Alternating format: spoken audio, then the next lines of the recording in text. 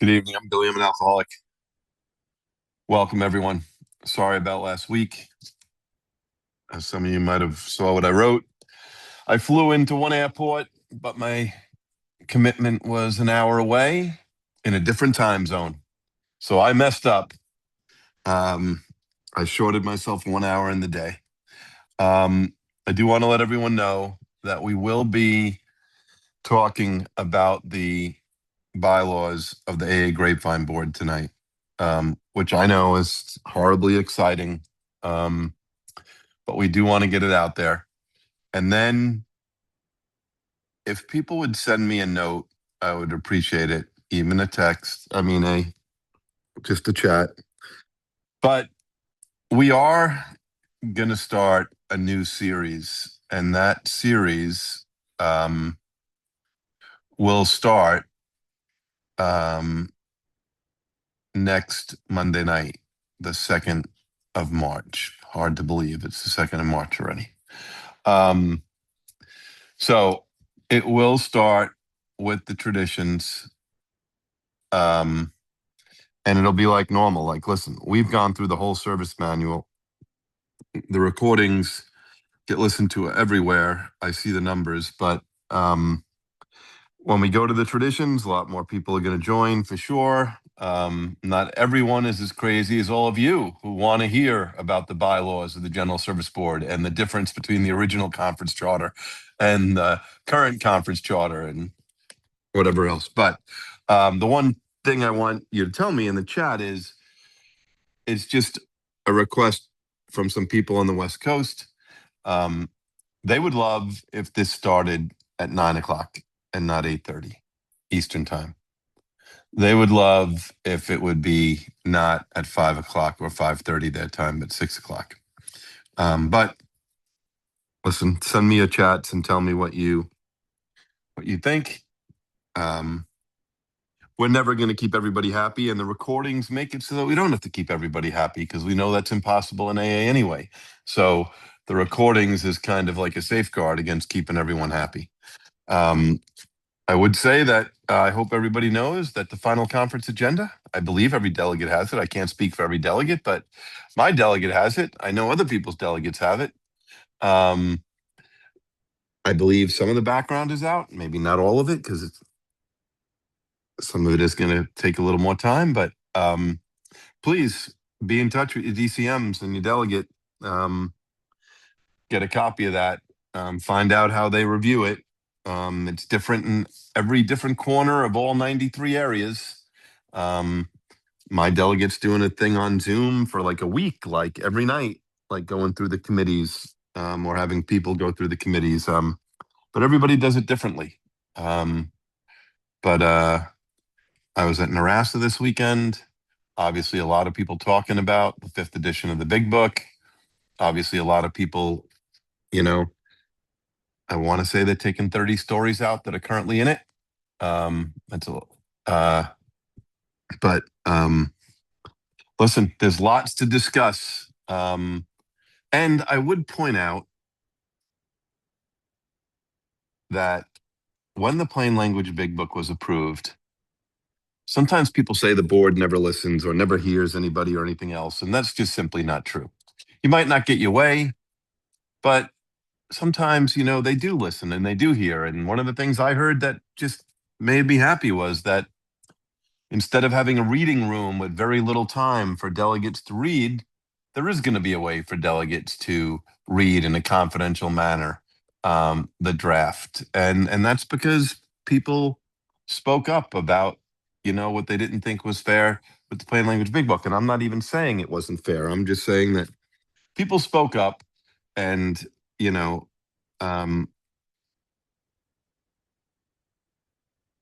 the board does listen and the board does hear people. And that does not mean that I agree with everything with everybody in AA, because I don't. But it does mean that like you can have an open mind and you can change is not impossible. And there's not some big evil conspiracy against the groups. I was very happy and heard some of the financial news reported while the financial news itself might not be good, it was good to hear that there's some changes being made going forward. And the board is concerned about the level of the reserve fund. And I'm only telling you all those things so that you do your own homework. So that you can ask your delegate as many questions as you want, so that you feel comfortable and that your group feels like they have all the information. So with that, page 152, 152 of the current service manual. It is Appendix Q, as in Queen, the bylaws of the A.A. Grapevine, Inc. It's funny because we have 3 corporations, as all you know. And from 100,000 feet, before we get to the Grapevine Corporation, let's just talk that we have the General Service Board, Inc., the A.A. World Services Corporation, Inc., and A.A. Grapevine, Inc. 3 corporations. The trustees are the members of all 3 corporations, not the directors, the members. Look at member as like a partial owner.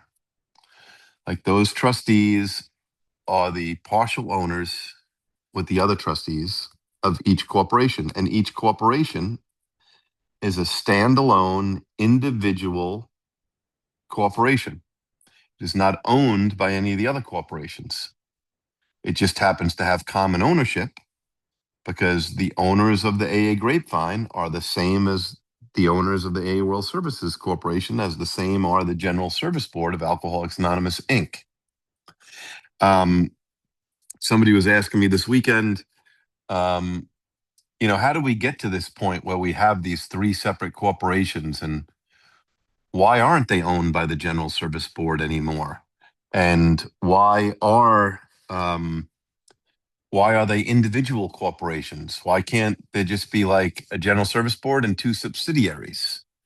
And those were all valid questions. And, a man that's not alive anymore, I wish he was, but he's not. Michael Alexander, he was a past Class A trustee. He's a past chair of the General Service Board. Probably also unique about Michael Alexander is he was Bernard Smith's law clerk early in his legal career. So his connection to Alcoholics Anonymous goes way back in his early days as a young lawyer, and even before he was a lawyer when he was a law clerk. So he knew Bernard Smith well. Michael Alexander also had a great sense of humor. One time he said to me, he goes, "I've spent a lot of time around AA people." He goes, "AA people will get on your nerves."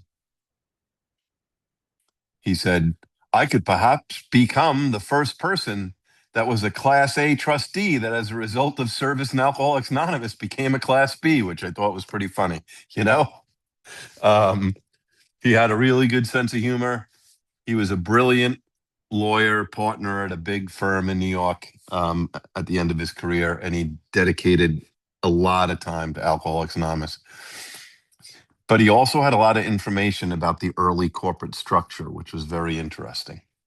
And so before we get to the Grapevine, I just want to explain that, because people ask, why did we do this? Why did we do that? It doesn't really make sense. And sometimes the spiritual and the legal are not the same. So one of the things that he explained is that the hard job of being one of AA's lawyers before he was a trustee is lawyers are ethically bound to give their clients the best legal advice, not the best spiritual advice.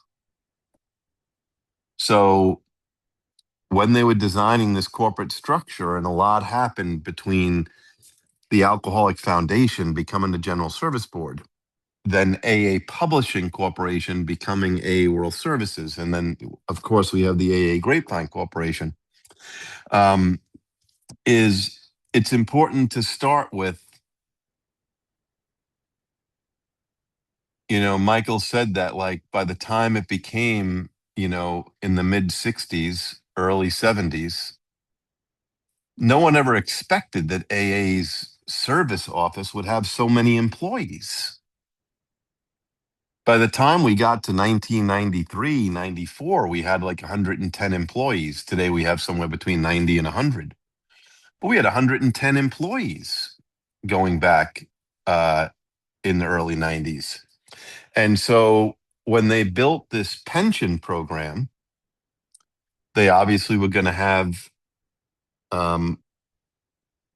things to do that they didn't have to do in the past, some problems, some solutions.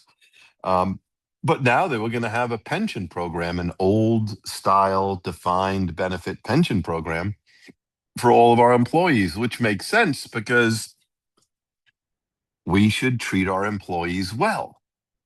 And going back then, defined benefit pension was the way to do that. So one of the problems with the legal versus the spiritual, Michael Alexander had told me, was that you had this reserve fund, and if AA could never make its pension payments, would the reserve fund be used to make the payments or to transfer money to the pension plan? And Michael said that, the lawyer's recommendation was that the reserve fund be under the tax ID number of the General Service Board, that it be separate from the corporate money of either AAWS or the AA Grapevine. Now, what's interesting about that is when you look at the name of the old retirement program that's still around today, remember, every employee that started before January 1st of 2013 is in the old defined benefit program. So we have people who are retired who are collecting their pension out of that. And we still have some employees who work at the office 13 years later who started before January 1st of 2013. The pension plan is called the Pension Plan of AA World Services and AA Grapevine. The retirement committee is called the Retirement Committee of AA World Services and AA Grapevine. So why is that? Well, number one, the General Service Board has no employees. That tax ID number has no employees. Now, I know there's some people here or some people who will listen who are next level AA service people to the 10th, 100th power, and they have looked at the 990s online and they've looked at all kinds of public records. So, yes, if you have seen a tax return for the General Service Board of Alcoholics Anonymous, Inc., it asks, list your top 5 employees, top 5 paid employees. And the General Service Board lists people. So some people come back and say, you see, they do have employees. Well, that's on a cost allocation basis in generally accepted accounting practice principles to allocate certain employees between AA World Services and the General Service Board. But that's just an allocation of revenue and of expense. The general manager usually shows up on both tax returns, AA World Services, General Service Board of Alcoholics Anonymous, Inc. But if the general manager ever filed an unemployment claim, it would be the tax ID number of AA World Services that paid that unemployment claim. If somebody gets hurt in the office and has a workers' comp claim, it's the workers' comp policy of the tax ID number of AA World Services. So this thing with the reserve fund was to park money away from the two service corporations that would be under the guidance of the trustees because they're directly elected by the fellowship. Now, if you have a 12 and 12 in front of you, or if you can quickly turn to the page of in your service manual of the AA long form of the traditions, it's really important to really be familiar with tradition 9. And it's funny because there's somebody in this meeting who has sometimes said the same thing that other people I know say, and sometimes I say, which is, it's convenient in AA to say we have 36 spiritual principles, 12 steps, 12 concepts, 12 traditions. It could be, however, argued that what we really have is 24 spiritual principles, and the concepts have amplified specifically tradition 2 and tradition 9. Tradition 9, when it comes to our corporations, is super important. And the short form, you would never get this because the short form talks a lot about least possible organization and rotation. But when you go to the 9th tradition long form, it says each AA group needs the least possible organization. Rotating leadership is the best. The small group may elect its secretary, the large group its rotating committee, and the groups of a large metropolitan area, the central intergroup committee, which often employs a full-time secretary. And then we get to the important, really, meat of the long form of tradition 9 in relation to our corporations. Because it says the trustees of the General Service Board are in effect, our AA General Service Committee. They are the custodians of our AA tradition and the receivers of our voluntary AA contributions by which we maintain our AA General Service Office in New York. So while we can say we send money to GSO, we're really sending money to the General Service Board because they're the duly elected, spiritually elected representatives of the fellowship. And so the General Service Board then gives money to AAWS to carry out the service functions.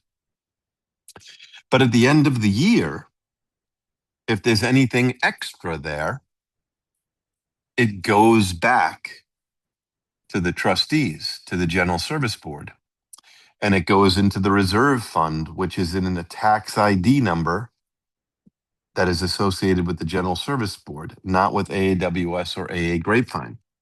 So, same with the AA Grapevine. If they have too much money at the end of a year, the surplus goes back to the General Service Board and into the reserve fund. Now, what the lawyers were trying to do is kind of trying to protect that reserve fund legally.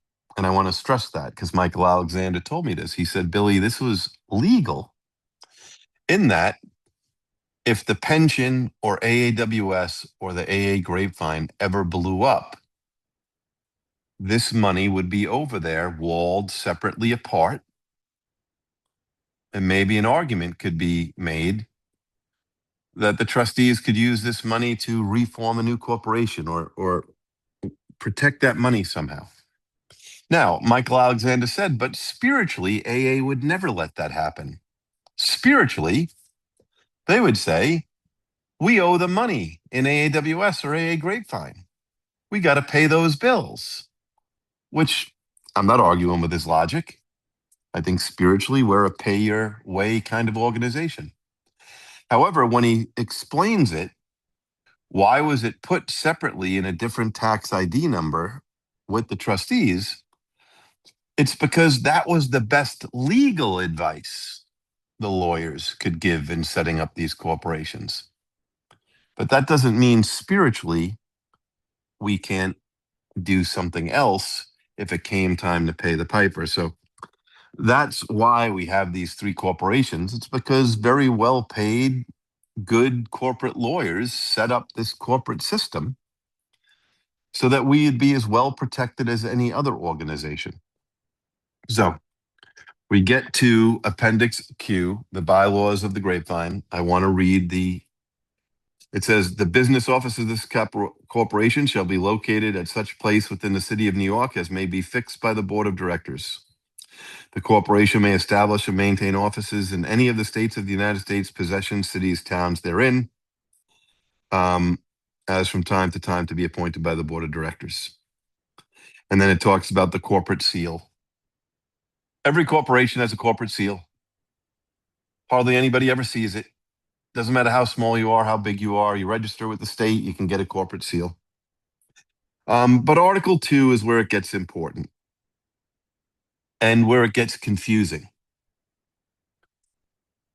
If any of you ever get on the Report and Charter Committee or ever become a trustee or a non-trustee director, I'm just going to throw out a simple suggestion.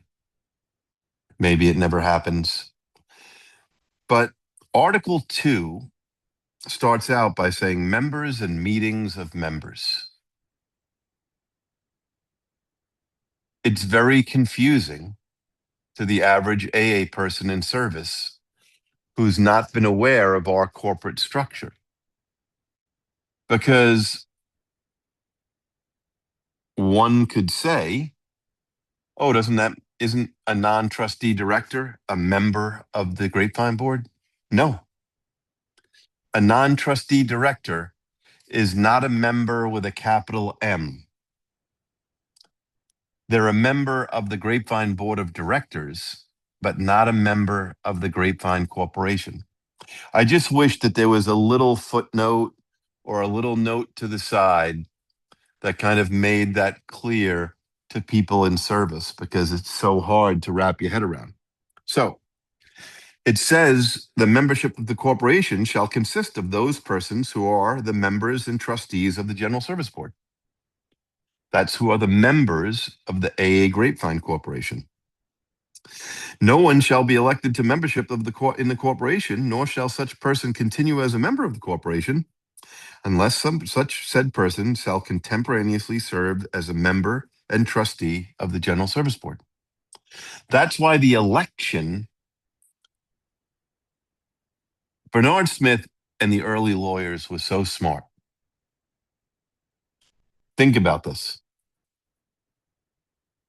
The Wednesday usually at the conference is when trustees are elected, regionals at large, but also when the whole list of trustees is elected, not legally, but spiritually. That's how you become a trustee. When the conference approves the slate of trustees. And sometimes a regional or an at-large is elected at the conference. And then on Saturday after the conference, usually, the General Service Board has a meeting where they have the legal election to become a member of the General Service Board Corporation. But listen to what this says. No one shall be elected to membership in the corporation, nor shall such person continue as a member, unless said person shall contemporaneously serve as a member and trustee of the General Service Board. It's such an important line. Because if the conference doesn't elect you on Wednesday, you don't qualify to be legally elected on Saturday. You have to be a trustee contemporaneously.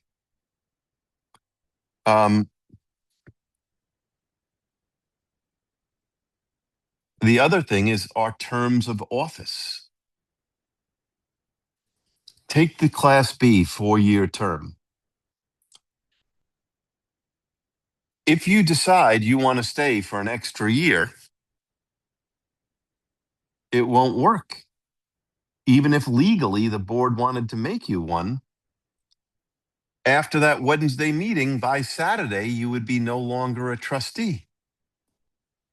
So you wouldn't be eligible. You wouldn't be contemporaneously at that time a trustee.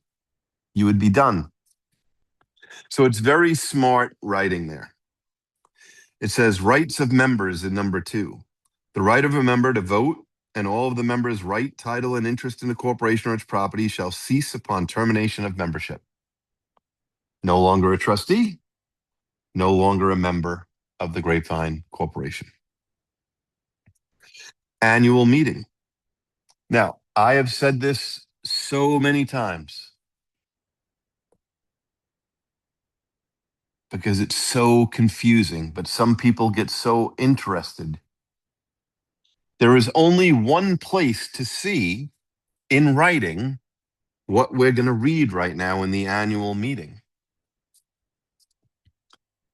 Because it's called an annual meeting, that implies it only happens once a year.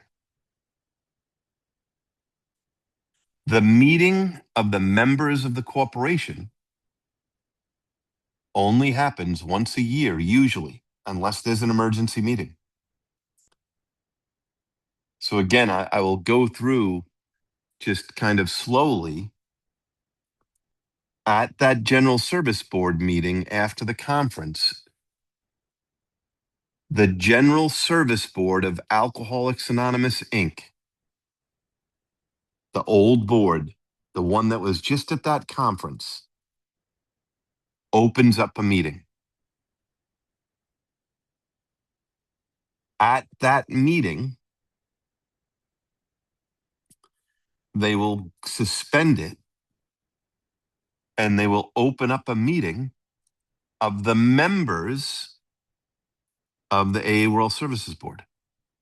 It's kind of like the most schizophrenic 2 hours in the history of Alcoholics Anonymous.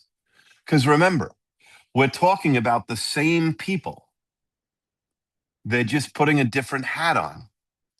When they go into that meeting,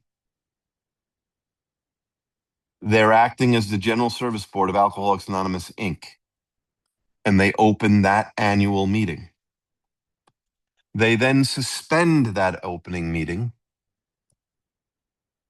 and they elect the members, the directors of the AA World Services Board, acting as members of the AA World Services Corporation. They then close that meeting of the AA World Services Corporation and they open a meeting of the AA Grapevine Corporation. So now the same person is now putting on their third hat of the day. They went into the room and they first raised their hand and voted in the legal entity called the General Service Board of Alcoholics Anonymous, Inc. That meeting went into temporary suspension and a meeting of the AA World Services Corporation was opened. The directors of the corporation for the next year were elected. That meeting was closed. A meeting of the Grapevine Corporation was opened. Those people now put on their third hat of the day.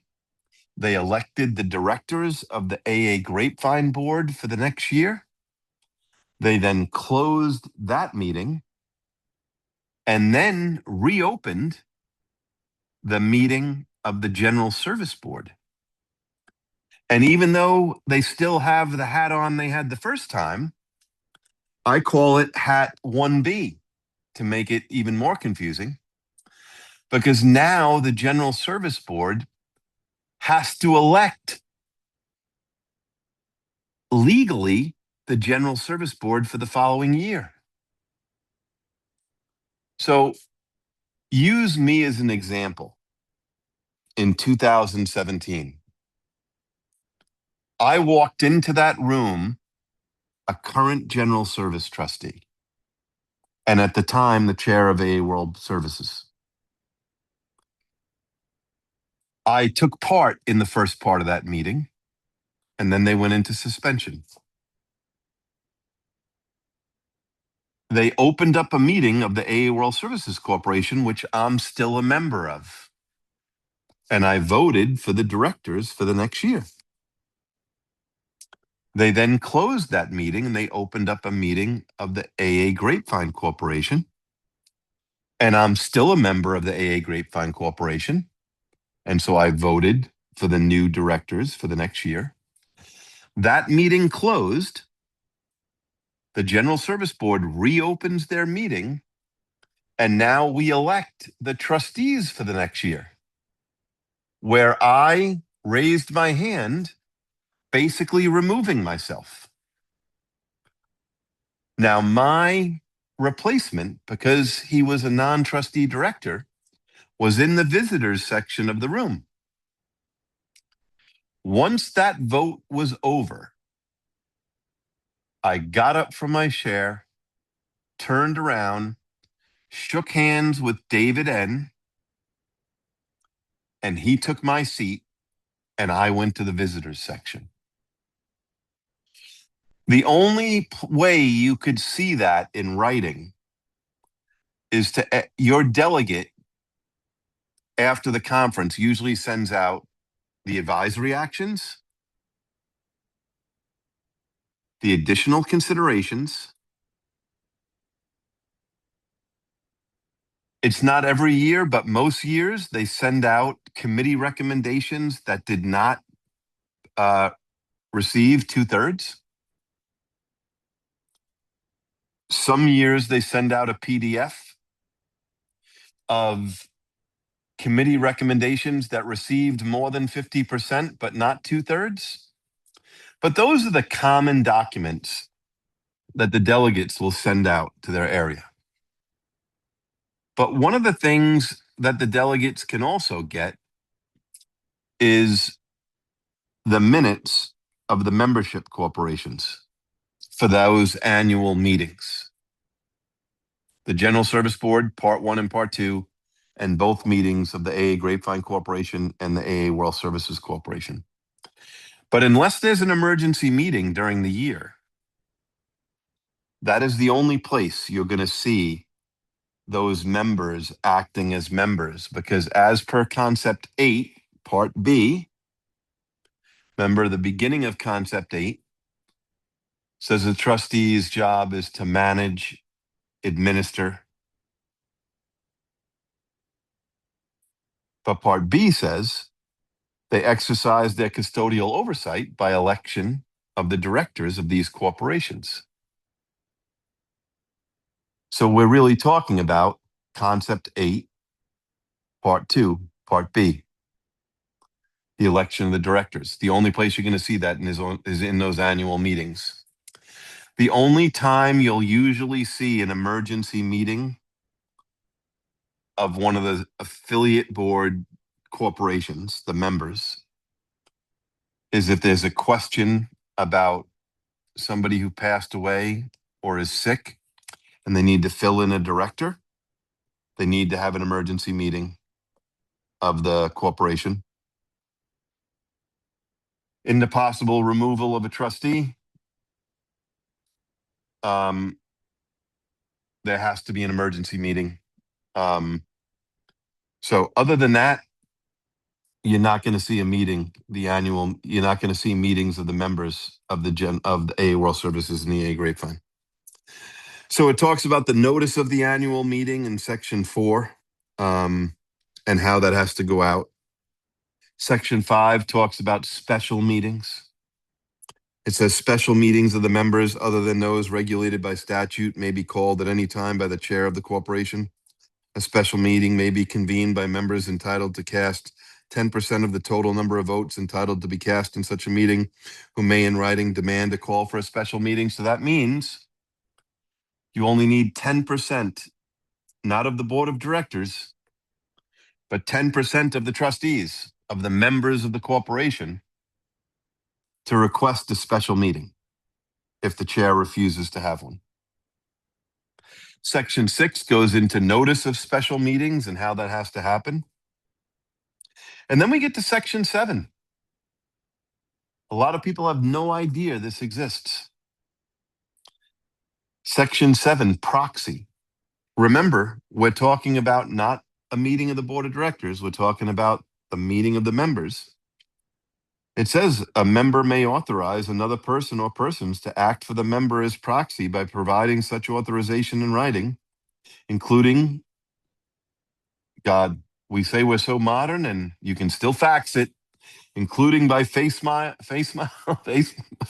or electronic mail to the person who will be the holder of the proxy, provided that any such authorization by electronic mail shall set forth information from which it can be reasonably determined that the authorization by electronic mail was authorized by the member. If it is determined that such authorization by electronic mail is valid, the inspectors, or if there is no inspectors, such other persons making that determination shall specify the nature of the information upon which they relied. So you could have a proxy vote at the membership corporation meeting. Section 8 is the quorum. At any meeting of members, again, the capital M is the giveaway. We're talking about the owners of the corporation. A majority of the members present in person or by proxy shall be a quorum for all purposes except as otherwise provided by law. In the absence of a quorum, or when a quorum is present, a meeting may be adjourned from time to time by vote of a majority of the members present in person or by proxy, without notice other than the announcement at the meeting, and without further notice to any absent member. At any adjourned meeting at which a quorum shall be present, any business may be transacted which might have been transacted at the meeting as originally notified.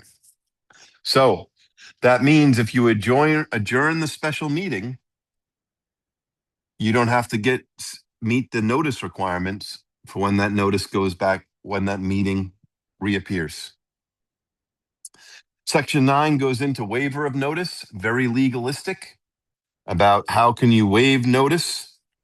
And the way this looks in the real world is we know we're supposed to have this many days, but we're all agreeing that we don't need that many days.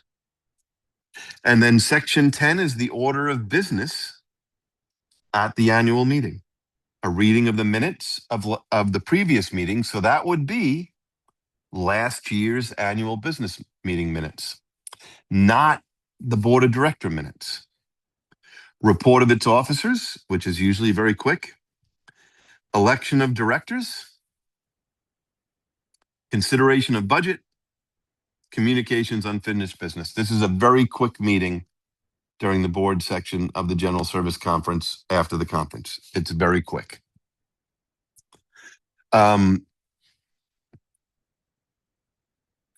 Article 3 is about the directors. It says the use of the term entire board herein refers to the total number of directors entitled to vote that corporation would have if there were no vacancies. The business and affairs of the corporation shall be managed and controlled by a board of not less than 7, nor more than 10. So currently the Grapevine board has been operating with 10 for a long time, but it doesn't need 10. Now, again, if you're into a little trivia, going back to the last financial crisis, the remnants of 2008, 2009, if you look at the Grapevine profit and loss between 2011 and 2017, it was profitable. It did not lose money. One of the things that was done is 2 non-trustee director spots were made to go vacant for 2 years. The trustees nominating committee did not pass the names on the conference. They said the Grapevine does not need these 2 extra people. We're going to save the money. There was a lot of heartache around this. I was a non-trustee director, so I didn't have a dog in the fight. None of my business what the General Service Board did at that time. But they did hold back 2 positions. But it's because the bylaws give them that flexibility. It says the number of directors within such range may be set from time to time by resolution of the members, provided, however, that the members shall not have the power to reduce the board of directors to fewer than 3 persons, nor shall it have the power to decrease the number of directors so as to shorten the term of an incumbent director. If the members have not set the number of directors by resolution, then the entire board shall consist of the number of directors within such range. So once you're elected, the directors can't even remove you. Only the members of the corporation can. And then we get to this second paragraph in section 1, which is kind of all about how does the General Service Board keep its hands in these affiliate corporations? Because remember, we have 3 non-trustee directors. They're not on the general service board. They're not trustees. We have an executive editor, publisher of the Grapevine. That person, he or she, is not a member of the trustees. So how do the trustees make sure? And so it says here, at least 4 members, at least 4 directors shall be members of the corporation. So that means at least 4 of the directors on the Grapevine board have to be trustees. At least 2 of whom shall be Class B trustees of the General Service Board. So it's going even further. It's saying 2 of the 4 that are required, even though the Grapevine is operated with 5, they've put a Class A there. But it's saying 2 have to be Class B, that the fellowship has to have their say on the Grapevine board. It says the directors shall be elected for a term at 1 year at the annual meeting of the members, and shall serve for the term which shall have been elected and until their successors have been chosen and qualified. So even though a non-trustee director is selected for a 4-year term, their legal term is 1 year. And each year, the members of the corporation re-elect you to your term, which can be not more than 4. Section 2 is all about the regular meetings. It says at the regular meeting of the board of directors, immediately following each annual election of directors, the newly elected directors shall meet at the principal office of the corporation for the purpose of organization, the election of officers, and the transaction of that business. This has always been something that's bothered me. I wish it would be changed in how we describe it, because this is not what we do. What I just read to you is the newly elected directors. So now picture this. You're at the hotel, the General Service Board meeting and the annual General Service Board Corporation meeting is over. The new directors of the AAWS board and the AA Grapevine board have been elected. Now AA Grapevine and AAWS have their own meetings. This is what it's talking about right there. And it says, for the purpose of organization, the election of officers, and the transaction of other business. Well, we don't elect the officers of AAWS and AA Grapevine. They are predetermined by a spiritual rotation that goes from 1 year a general service trustee to the next year a regional trustee. So when I became a trustee in 2013, my first year as trustee, I served as the treasurer of AWS because the chair was a regional, which that meant that the next year I would be the chair of AWS and a regional would then be the treasurer of the AWS board. I just don't personally like rubber stamp elections. Like, why have elections? Why don't we just put it in writing that that's what we do? I don't like making someone vote because we still have the election in the meeting. We still know all those in favor of William to be chair. Everybody raises a hand. I know of 1 or 2 times where one of those corporation meetings is blown up where somebody did not want to follow the rotation. I would argue, just my humble opinion, in today's complicated, complex world that we live in, I get the rotation. It's to let as many people be chair of an affiliate board as possible. The way it works out is 50% of the regional trustees under the current system will chair one of the affiliate boards, AWS or AA Grapevine. And 50% of the regional trustees, depending on when they rotate in, will not serve as chair or treasurer of the AWS or AA Grapevine board. And I get the whole regional to general service, trying to keep everybody happy that it's not like this, Illuminati committee that's running AA. I get that. I get it. But I have served twice as the chair of AWS due to a death. And I would tell you that because of how complex the world is today, and because of how big our organizations are dollar-wise, a $22 million, $20 million corporation on the AWS side, a multi-million-dollar corporation on the Grapevine side, a retirement plan with the tens of millions of dollars in it. I think it should be a 2-year term, and I think the board should be able to elect their best person for that affiliate board. You're already drinking from the fire hose enough, but I'm just letting you know that it says election. There really is no election. Section 3 and 4 talk about the special meetings.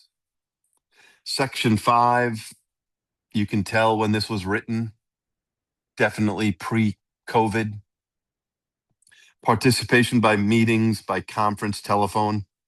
In connection with any meeting of the board of directors or any committee, any director or any member of such committee may participate in the meeting by means of conference, telephone, or similar communications equipment, or by electronic video screen communication, provided that all participating in the meeting can hear each other at the same time, and each director can participate in all matters before the board or committee.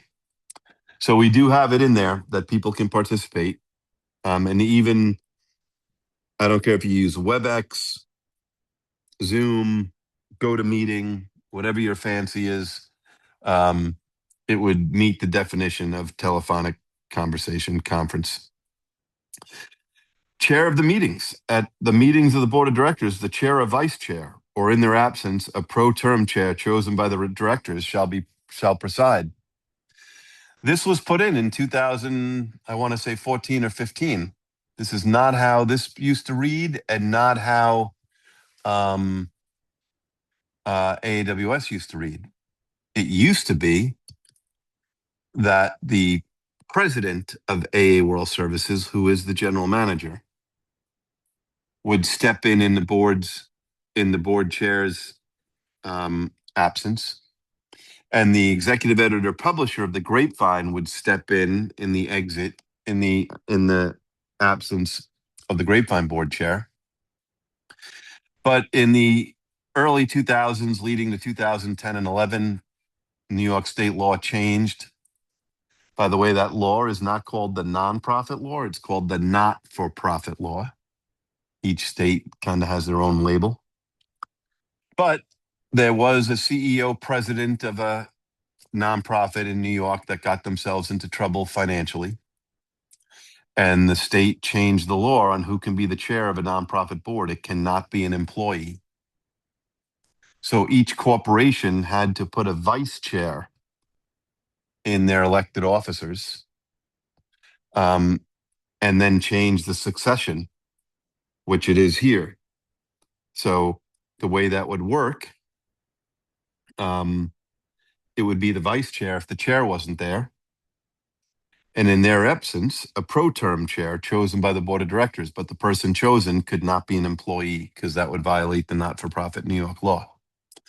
And that's why I became one of the first people in a long time to chair the AWS board twice, because Joe Downey had been ill. And in my last year as a trustee on the AWS board, he said, "Billy, I'm sick. I might miss a meeting or two. I'm going to have you be the vice chair." And then in December of that year, he passed away. If that had been 4 years prior, the GM would have stepped in until the conference and chaired those meetings. Quorum. At all meetings of the board of directors, a majority of the entire board of directors, provided that at least one of the directors present is a member of the corporation. So to be a quorum of the board of directors, not only it is a majority of the board, but one of them has to be a trustee. So there's a little safeguard there. It could not be a meeting of just non-trustee members of the board. It says, except as otherwise specifically provided by the statute, if any of the meetings there is less than a quorum present, a majority of those present may adjourn the meeting from time to time from further notice without notice to any absent director. So it goes into vacancies, how we handle vacancies. They happen. Usually the chair of the general service board will talk to the chair of the affiliate corporation. They'll look at what other trustees are available who are not serving on a corporate board at the time and put their name forward to go forward. If it's super close to the conference, they may go without. Let's see. Powers, it talks about the powers that they have vested in the state. It goes through all the officer positions and what they do.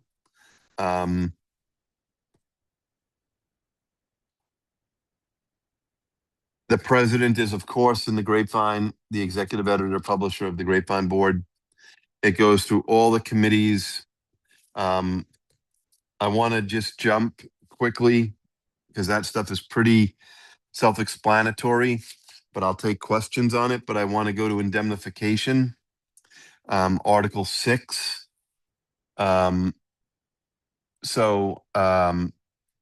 Article 6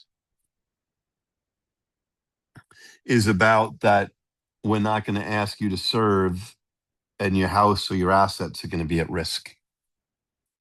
That us and our insurance policies are going to fully indemnify anybody who serves as a director on one of these corporations. Or if we get involved in a civil suit, be involved in that. That our legal bills would be paid if it had to do with our official capacity as a director. Article 7 talks about contracts and who can execute them. Article 8 talks about the budget. I did see a question or two, so I do want to go to them. Okay.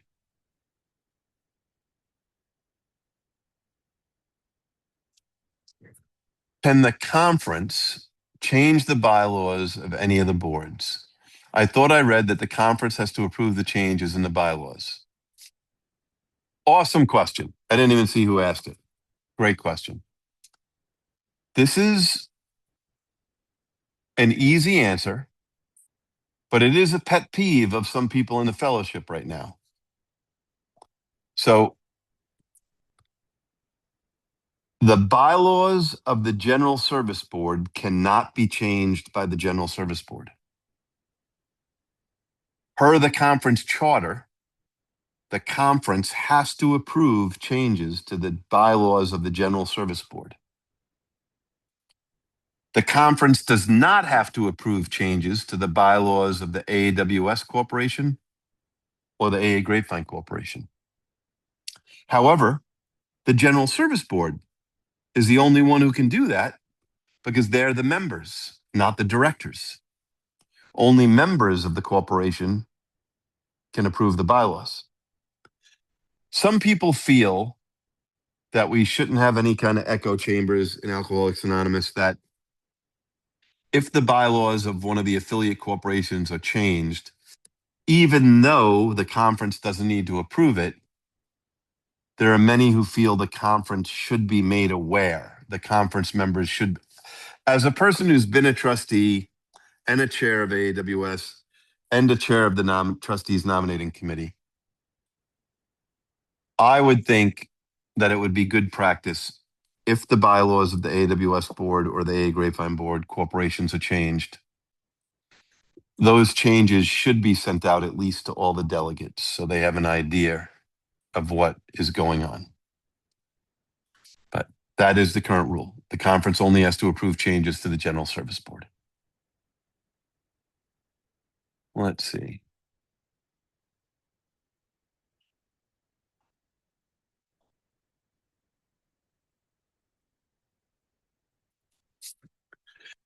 You called the rotation a spiritual rotation, predetermining between regional and general service trustees. I'll plead guilty to that. Let's see. You mentioned the risk inherent in one-year terms for parity or equitable reasons. I always struggle to reconcile that predetermined rotation with concept 11. Well, me and this person are in the same boat. And then he sends a quote.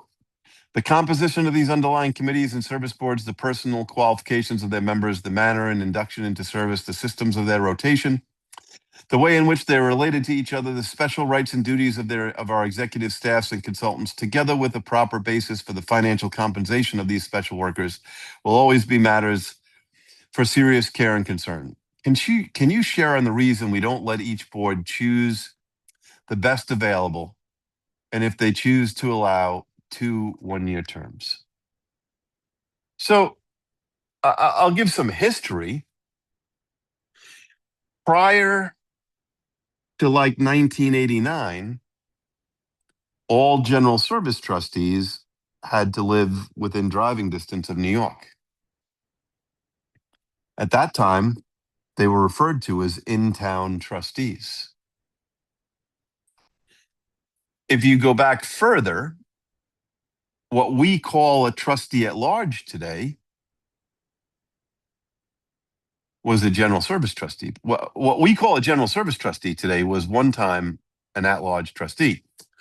We only redefined this when the World Service Conference came along, and we wanted people to be our delegates to the World Service Conference, one from the US and one from Canada. I have requested from archives 1 million times. I often say, our minutes are good, but the reason we should always document old timers in recovery and past trusted servants is because often the most important parts of the conversation are what's not documented.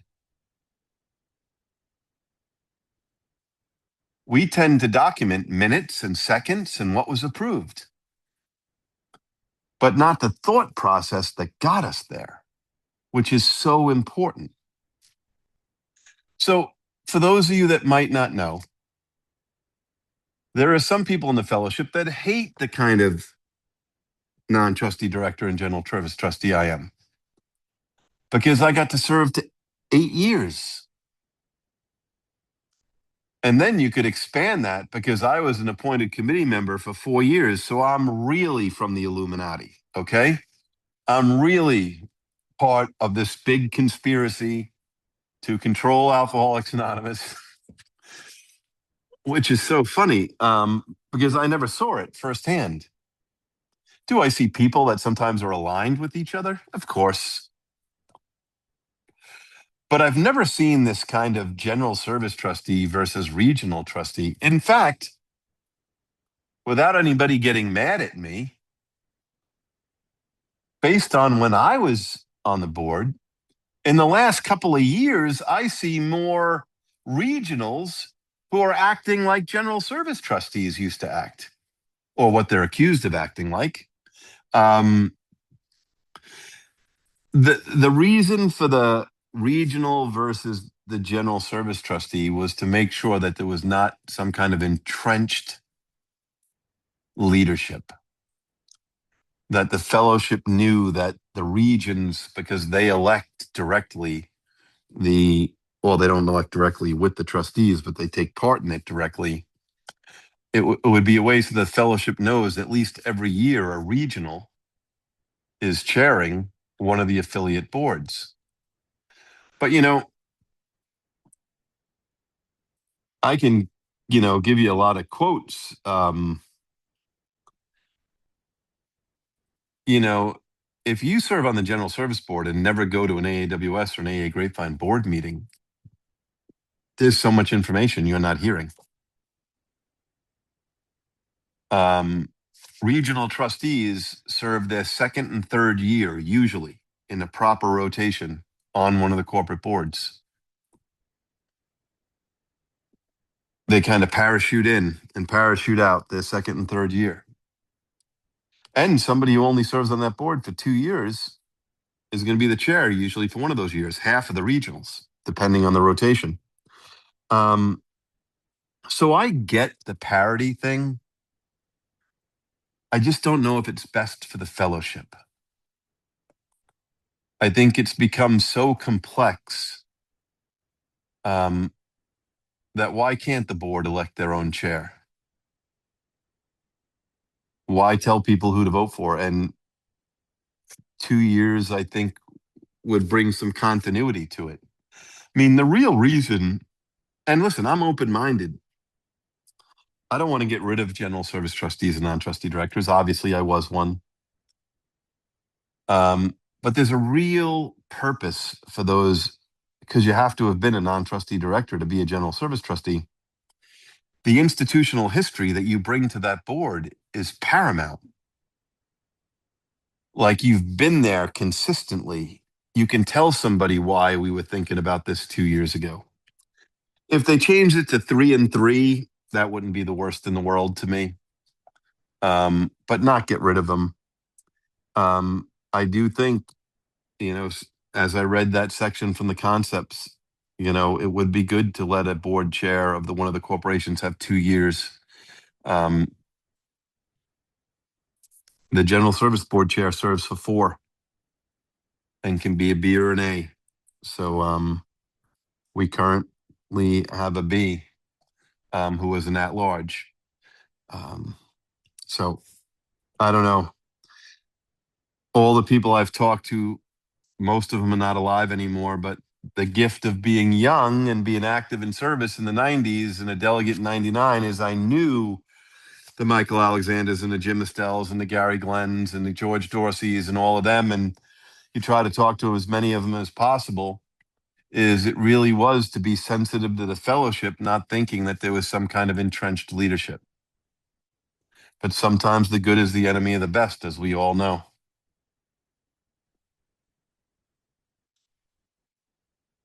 What were some of the concerns people had with having 2 less directors to save money? Well,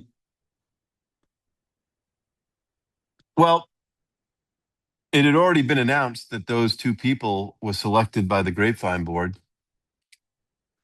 Or not announced, but people knew. People thought we loved the term spiritual parity, that there should be spiritual parity between the AWS board and the A Grapevine board. When I'm not saying how it was handled. Just because something is proper legally doesn't mean it's the right thing to do. I'm not sure it was handled the right way. Handled the right way probably would have been making that decision before we put those 2 people through the interview process and selected them and told them they were selected. That probably would have been the proper way to do it.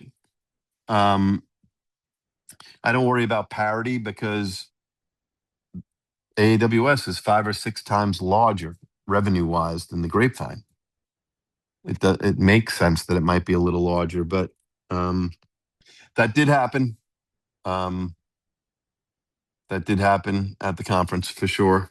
It came up at the conference, and that was right around the year of the plan, which that could be a whole other workshop. So I'm not going to go into that. But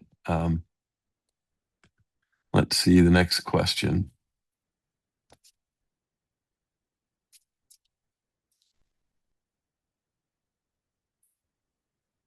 Am I finished with the financial reporting piece from a couple of weeks ago? Someone is going to have to tell me what they mean by that.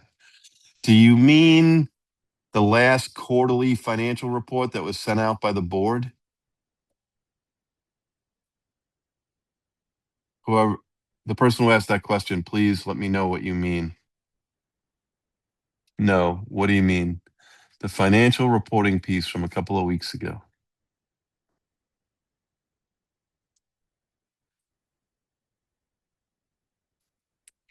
I mean, I would tell everyone to, get a copy of the quarterly financial report.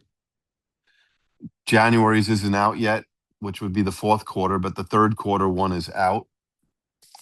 There's for sure some interesting information in there. I've heard some questions recently. I was at Narassa. I was at the Southeast Delegates Gathering and some other service events. Obviously, we have, I guess the good news of the plain language big book is we sold a lot of them. That's awesome. Whether you like it or hate it, we sold them. The bad news is we didn't pay our printing bill. So, the outstanding accounts payable is very large in those last quarterly financial reports that were released, which is why there was an emergency meeting of the General Service Board in December to approve another $750,000 drawdown to the reserve fund. At the last event I was at, they did not use the whole 750. They used 500 and something thousand of it. I think the questions I've heard recently, the reserve fund balance that was sent out to all the delegates is the cash balance as of November 30th, not as of December 31st. However, it has no asterisk or footnote on it. And if you're like me and you're a big believer in this book, Boards That Make a Difference, I just happen to have it there because another board that I'm on, we're reading it again. Some could easily argue that sending that reserve fund report out with only putting the cash balance and not footnoting it that further withdrawals have been approved but have not been taken out yet, that is not the most transparent thing in the world. If the cash report says there's 5.8 or 6 months, because that's how much cash is in there, but we have withdrawal approvals that would significantly lower that amount of months, it seems to me in this age of transparency, that might be something that I hear people talking about, and I could understand why. But like I said, AWS is going to meet a few times virtually. The board has actually made an expense line for the reserve fund. In other words, they're not going to wait till the end of the year. They're going to actually budget money every month as if they were paying a bill to go back into the reserve fund. So those are all very, very positive things.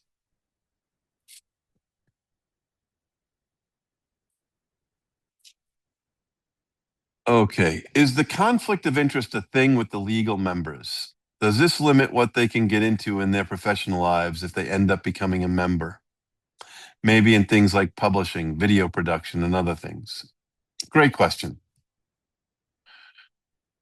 It is very common in some states, the law, that every member of a non-for-profit board of directors has to fill out and sign a conflict of interest document,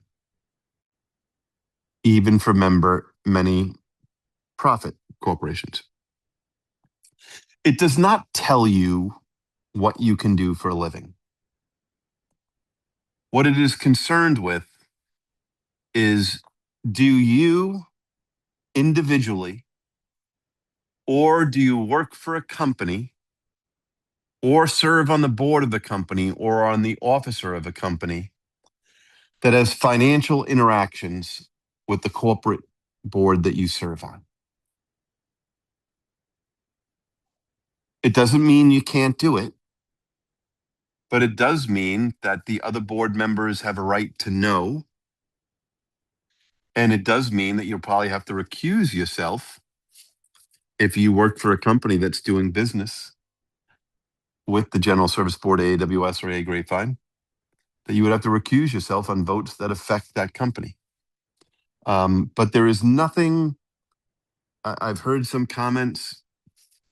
There is nothing out of the ordinary about a member of a board of directors signing a conflict of interest. And there's nothing out of the ordinary about somebody actually listing that they have a conflict. Not listing it is the big mistake.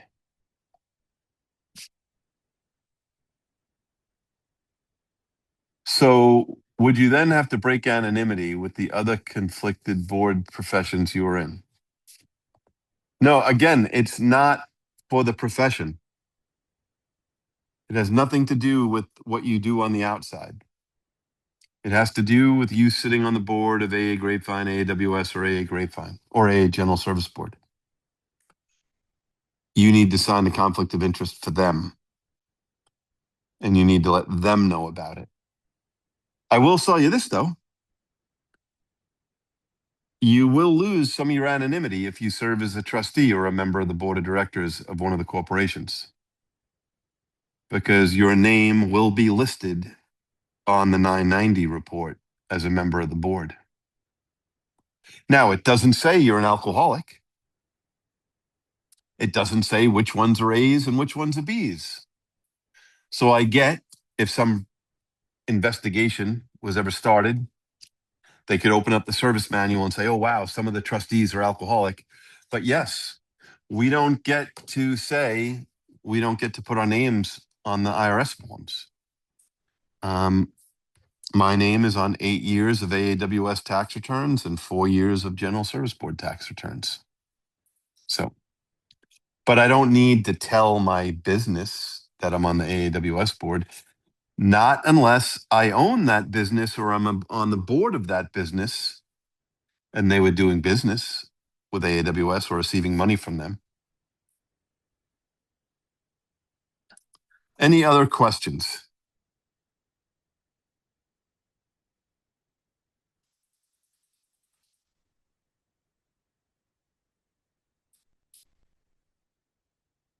Again, please reach out to your DCMs and your delegates to get those agendas and final conference agendas and background material and jump into it and have the best time possible and send a loud message that there are no conspiracies, but it's okay to ask hard questions. The two can be in the same, statement. But AA is counting on all of us to do our job and to care about AA for the future.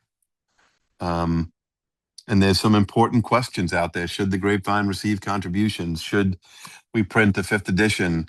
All important questions. So I really hope that, I know the kind of people that are here.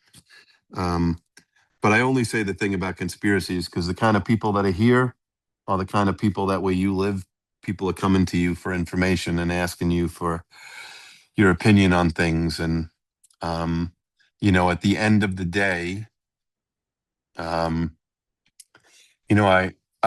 end with this because I feel very good about it. Because, sometimes you get an email or a text or two that might not make you feel too good every once in a while in AA. It happens in AA service.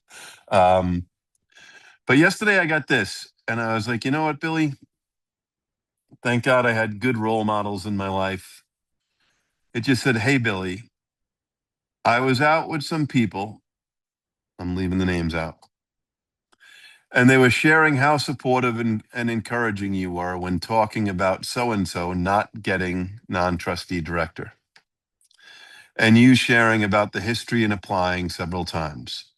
And then they wrote parentheses. I think you applied 3 times.